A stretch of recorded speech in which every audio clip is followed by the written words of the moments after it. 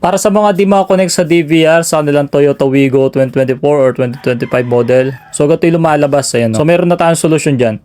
So ito yung gamitin nyo mga bossing. DVR Connect Play para sa mga naka-iPhone 16 Pro Max. Ay, hindi. Para sa mga lahat ng naka-iPhone. Ayan. Ilang natin ma-install. Pag na-install na mga boss, open nyo na lang agad yung app. Tapos accept. Connect. Continue. So dahil na-connect pa tayo sa Wi-Fi, di-disconnect muna natin. Connect muna natin dito sa ating DVR. Dito sa ating Wigo.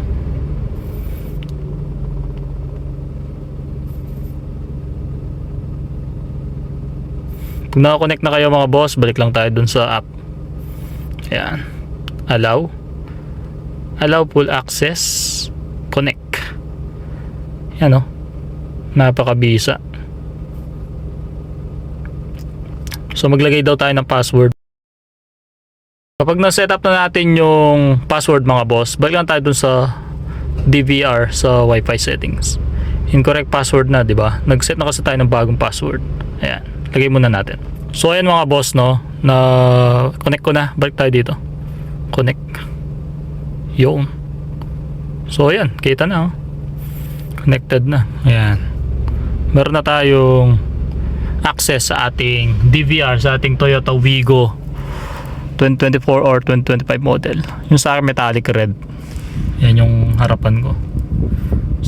Yan. So okay na siya. So explore natin tong app kung kamukha lang siya nung unang app na TMP kung tawagin. So punta tayo dito sa gallery. Yan. So ayan, kita naman yung mga recent na mga activity or mga recording. Ayan. Parking, event, ayan. Lahat naman kita. At saka syempre gumagana. Ayan. So play siya, tapos pwede nyo i-download or i-share. Yan o. Yan o. Diba? So hintayin nyo lang ma-download, tapos pwede yung panoorin or i-share. Ba, may aksidente, wag naman sana. Ayan. Pwede nyong i-download. So yun lang, sana nakatulong tong video natin. Mag-follow lang kayo, mag-subscribe, mag-comment kung may katanungan. Yun lang, hanggang dito na lang. Bye!